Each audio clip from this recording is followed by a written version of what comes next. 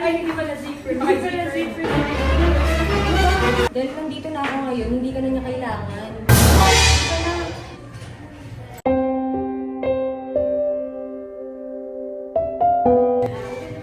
Okay na yun.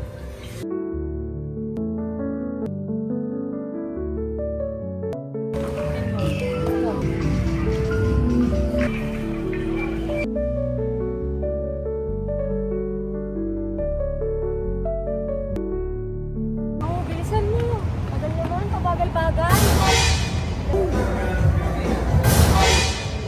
Ipon yun na! Uy! Ipon yan! Ganyan ka naman pag may kasama ka na ulit. Binabaliwala mo na ako. Okay lang naman sa akin kasi alam ko naman BFF mo talaga si Jin, kaya okay lang sa akin. Pero wag naman ganun yung iparamdam mo sa akin.